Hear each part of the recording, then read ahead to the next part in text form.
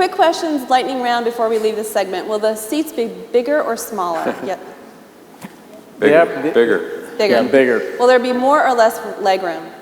More. All right. And will the average fan pay more or less for their ticket? More. Okay. How much more? It'll differ. I think it's really to set expectations, and we kind of don't shy away from it. I think the expectations are there will be affordable tickets in this arena. There will be $10 and $15 tickets in the arena. They will not be in the first 27 rows. Show of hands, how many Admiral fans are in the audience?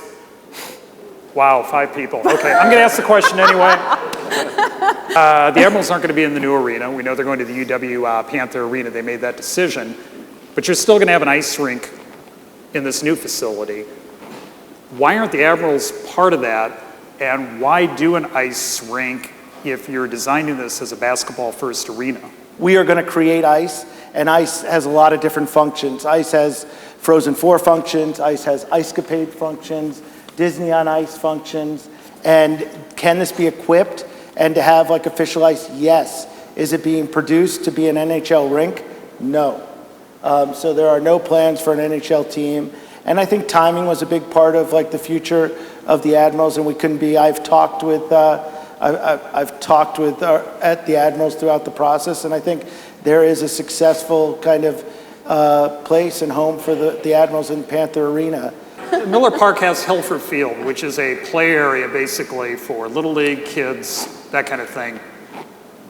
Any chance you'll do anything like that comparable in this arena? So yes, there will be interactive play areas and fun areas because you basically can't attract your entire span of demos without really kind of catering specifically to different age groups and personality types. So will there be a outside basketball court? No, but I can tell you we are already, and I won't jump the gun and announce it, we will be working within the city of Milwaukee to actually renovate play areas all around the city. We have a lot of people that care about sustainability and energy efficiency in this audience, and I'm getting a lot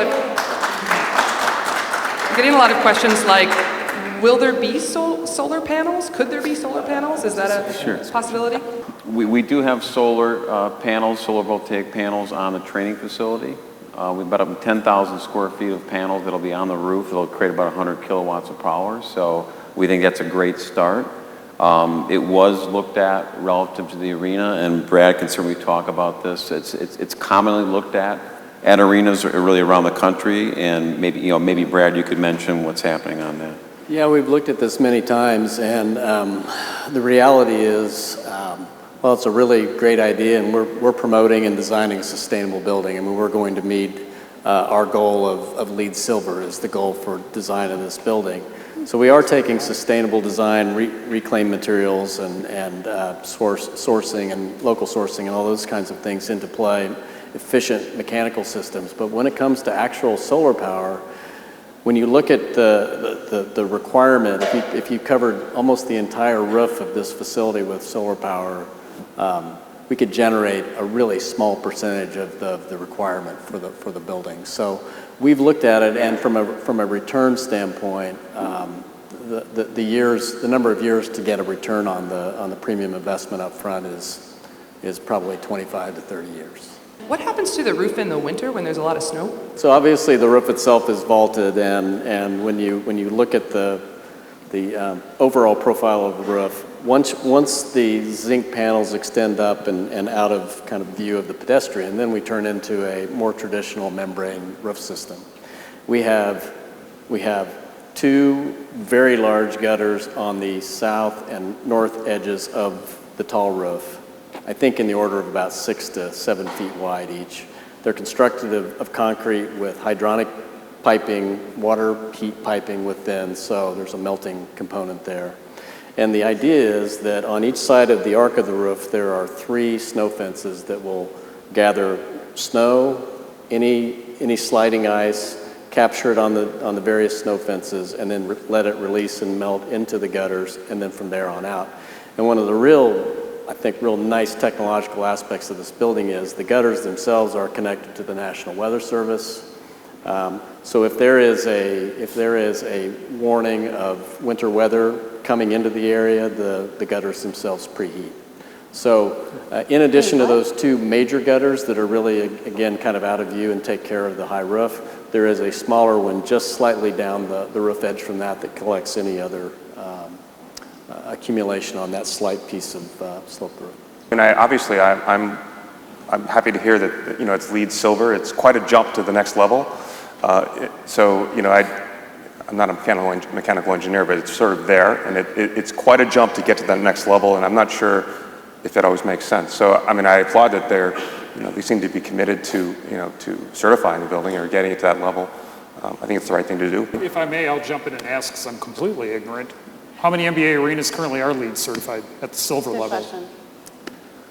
I'm not sure I can answer the question. There is at least one that is gold, and that is in Orlando, but that was under a previous version of LEED. I don't think it would probably be certified at gold today.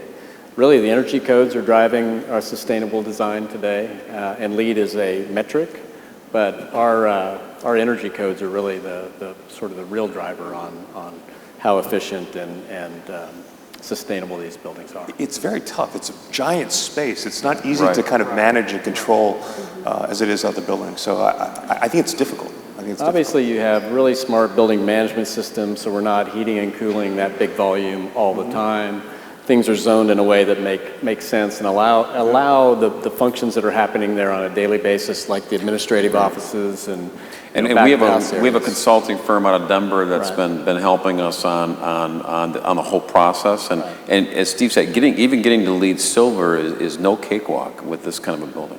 And Brad, you also mentioned technology. What kind of new technology in the building itself would be available for, you know, enhancing the fan experience, you know, sort of connecting in new ways with people that are using this building? Is there a plan for that yet? Yeah, basically what we've done is we've provided an incredible backbone. So from a distributed antenna system and Wi-Fi capability, this arena is going to blow anything away that you've seen at the Bradley Center. So our goal is to provide connectivity for everyone and how because certainly the younger demographics are attached to their handheld devices and they want to remain connected, and so we're providing them with the backbone to do that. Cool. I know you guys aren't tasked with also redeveloping and redesigning Wisconsin Avenue, but a lot of people care about that strip as well. Does this project at all tie into that? Is there any way to sort of, you know, will this project have any impact on the development on Wisconsin Avenue? Not a question. So I think it's all part of the fabric, and how do we connect? And 24 hours after the development group made their kind of showed their renderings, some of us met with the Grand Avenue to really talk about how conceptually do we kind of balance each other on different sides of the city, which is really not so far away. So I think those discussions will happen. The same discussions are happening with Old World 3rd Street, as the same discussions are happening with Marquette and their campus, as they kind of visualize like where they'll be in the next 10 years.